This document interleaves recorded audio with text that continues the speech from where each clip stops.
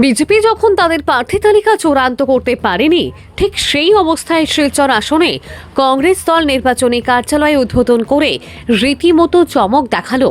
এই আসনে কংগ্রেসের প্রার্থী অভিজিৎ পালের মা শ্রীদেবী সুধারানী পালের হাত ধরে মুখ্য নির্বাচনী কার্যালয়ের উদ্বোধন হয়।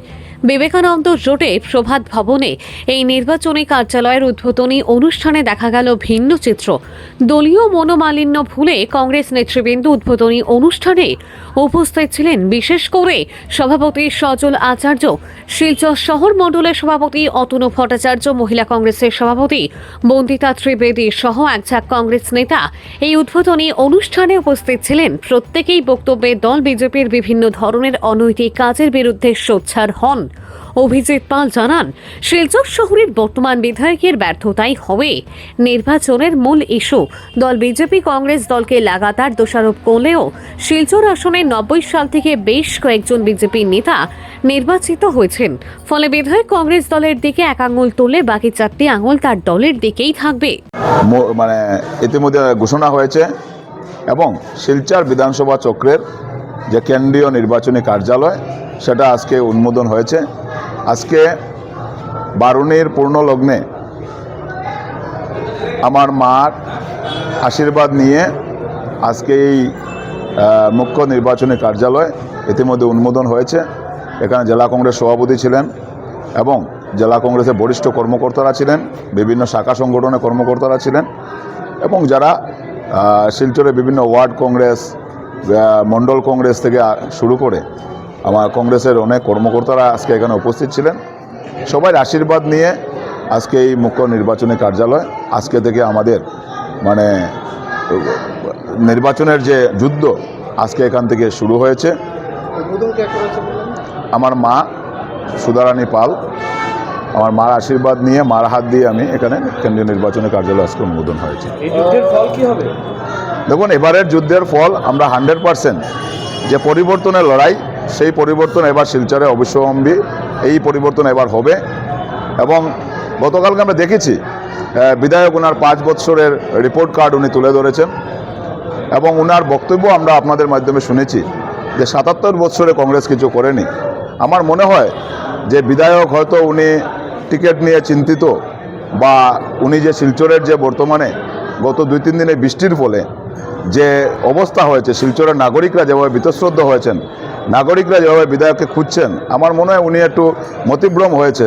কারণ স্বাধীনতার 78 বছর চলছে, 76 বছর চলছে, স্বাধীনতা হওয়ার 76 বছর চলছে আর উনি বলছেন 77 বছর ধরে কংগ্রেস কিছু করেনি। তার মানে উনি এটাও ডেট তারিখ ভুলে গেছেন যে স্বাধীনতা কবে হয়েছিল, প্রথম নির্বাচন কবে হয়েছিল আসামে, সেদিন থেকে যদি হিসাব করেন। এবং তার মধ্যে 22 বছর বিজেপির বিধায়ক ছিলেন শিলচরে।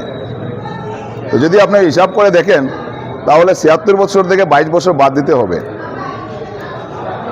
বাদ দিয়ে কত বছর হয়, তার মধ্যে কংগ্রেসও ছিল, একবার সিপিএমও ছিলেন, এখান থেকে জনতা দলও ছিলেন। তো উনি বলছেন যে 77 বছর কংগ্রেস কিছু করেনি, ওনাকে কংগ্রেসের বুথে তাড়াচ্ছে। উনি শুধু কংগ্রেসের দেখছেন, উনি মানে হাঁটতে চলতে উনি বিভিন্ন বক্তব্যের মধ্যে শুধু কংগ্রেসই দেখছেন উনি।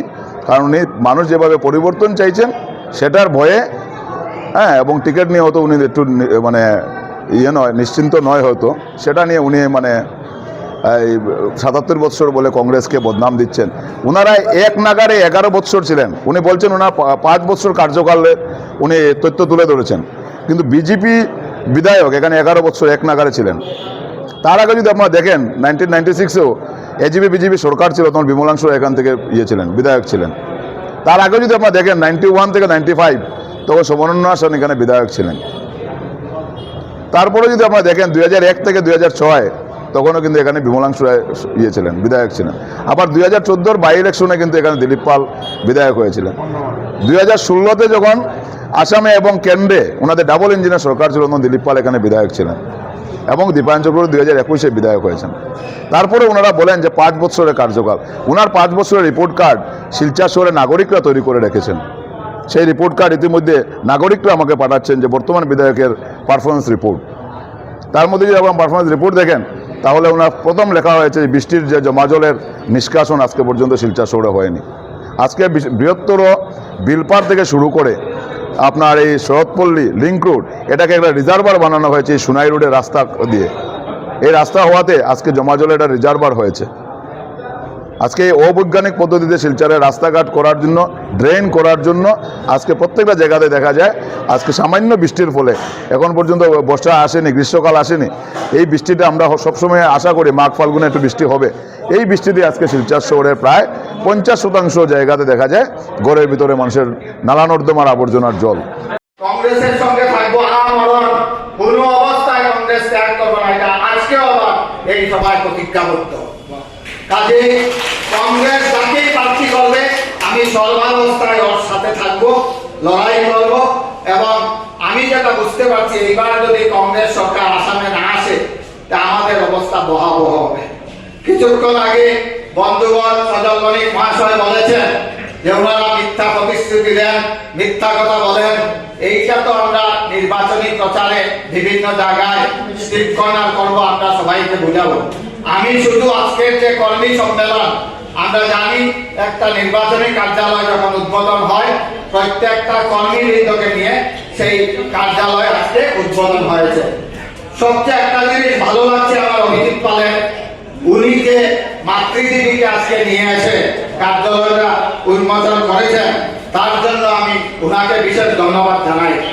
আমরা যারা জানি আমাদেরকে বলা হয় আমরা মুসলমানের দল, হ্যাঁ ওনারা কি আমি ব্যক্তিগতভাবে জানি না। আমরা যখন বাড়িতে কোনো পূজা অর্চনা করি তখন আমরা প্রথমেই গৃহ দেবতার পূজা করি, গৃহ দেবতার পূজা করে তারপরে আমরা অঞ্জলি দিতে যাই। আজকে যে অঞ্জলি অভিজিৎ পাল দিয়েছে মাতৃদেবীকে স্মরণ করে, মাতৃদেবী পূজা করে যে কার্যালয় আজকে উদ্বোধনী হয়েছে, আমার মনে হয় আর জয় কেউ আটকাতে পারবে না। কারণ গুরু, পিতা, মাতা, গুরু ওরাই হইল সবচেয়ে বড় ভগবান। আর আমাদেরকে যে সবসময় বলা হয় আমরা মুসলমানের দল, আমি জিজ্ঞাসা করতে চাই আজকের এই সভায় ডাকি দাঁড়িয়ে যে ভারতীয় জনতা পার্টির কতজন লোক আছেন যে প্রতিনিয়ত ওনারা ঘরে গৃহ দেবতার পূজা করে বেরিয়েছেন। আমরা তো দেখলাম নরেন্দ্র মোদীর সেই সভায় যোগ দিতে 7টার সময় অটোতে লাইন ধরে অরুণোদয় 9,000 টাকা পেয়েছেন। এখানে একটা ভিডিও দেখেছি, একজন কমেন্ট করেছে যে একটা গাড়ি কাদার মধ্যে ভেসে গিয়েছিল, সেই মহিলারা সেই গাড়িকে ঠেলে উঠিয়ে দিয়েছেন। তখন একজন কমেন্ট করেছে যে 9,000 টাকার অ্যাকশন। তাই আমি শিলচর শহরে আপনাদের মাধ্যমে প্রত্যেক মহিলাদের কাছে একটা আবেদন রাখতে চাই যে আগামী এপ্রিল মাসের পর থেকে কোনো মহিলার অ্যাকাউন্টে অরুণোদয় আর ঢুকবে না, আমার বিশ্বাস এটা। আর আমি বিগত 2020 বছর থেকে সেই বিধানসভা নির্বাচনের যে অভিজ্ঞতাটা আমার হয়েছে, আমি দেখেছি যে এই এর মাঝে ব্যতিক্রম বিজেপি সরকার 2016 সালে ওনারা যখন ইলেকশনের আগে প্রতিটা জায়গায় স্কিম ডিক্লেয়ার করলেন, ইলেকশন শেষ আবার 3 বছর স্কিম বন্ধ।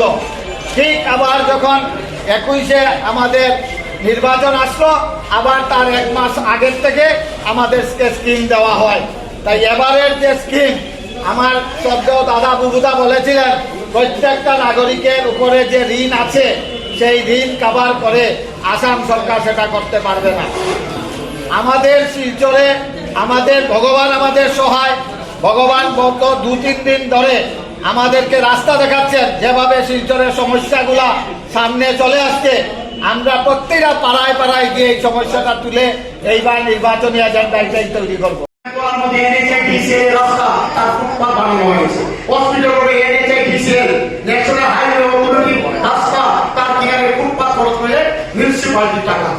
শুধু ডেভেলপমেন্ট করেনি, উনাদের কন্ট্রাক্টারি কায়েম রেখেছেন এবং উনি যেভাবে তাদের হাতের মধ্যে মানুষ থাকতে পারেন, মানুষকে ইয়ে করতে পারেন, সেই ব্যবস্থা করেছে। এইগুলা জিনিস আমাদের ঘরে ঘরে গিয়ে বলতে হবে, আমাদের বলতে হবে। আজকে আমরা এই সরকার থেকে কি নতুনত্ব পেয়েছি, সেই স্কুলের মিড ডে মিল, সেই স্কুলের বাচ্চাদের ড্রেস, সেই স্কুলের বিনামূল্যে জুতো, সেই স্কুলের বিনামূল্যে বই, এটা কি বিজেপি সরকার দিয়েছিল? এই আজকে নয়, আজকে 15 বছর আগে থেকে, 20 বছর আগে থেকে, মনমোহন সিং সরকার থেকে আমরা মিড ডে মিল দেখেছি, বাচ্চাদের ফ্রি বই দেখেছি, আমাদের বাচ্চাদের ড্রেস দেখেছি। কিন্তু নতুনত্ব কি? আজকে এই বলছে, বলা ফাটিয়ে বাড়িয়ে বলা হচ্ছে যে 80 কোটি মানুষকে বিনামূল্যে চাল দিচ্ছে। সেই 80 কোটি মানুষকে বিনামূল্যে চাল কি বিজেপি সরকার দিচ্ছে? বিজেপি সরকার দেয়নি। 2011 সালে খাদ্য সুরক্ষা আইন সেই কংগ্রেস সরকার এনেছিল। খাদ্য সুরক্ষা আইন পুষ্টি করে নিয়ে তখন সেই বিজেপি সরকার তার প্রতিবাদ করেছিল, 12 ঘন্টা ডাক দিয়েছিল যে ভারতবর্ষের টাকা লুট করে নেওয়া হবে। আজকে ওনারা সেই আমাদের যে আমরা যে প্রকল্পটা দিয়েছিলাম BPL category, below poverty level, দরিদ্র সীমার নিচে বসবাস করা যারা আছে তারা যেন অন্যের জন্য ভাতের জন্য যেন না বলে তার জন্য তার নাম দেওয়া হয়েছিল খাদ্য সুরক্ষা। তাকে আইনে পরিণত করেছিল, পার্লামেন্টে আইন করেছিল, ওরা বিরোধিতা করেছিল। আজকে তারা তার বাবা নিচ্ছে। আজকে এই যে আজকে আধার কার্ড, সেই আধার কার্ড কি তাদের?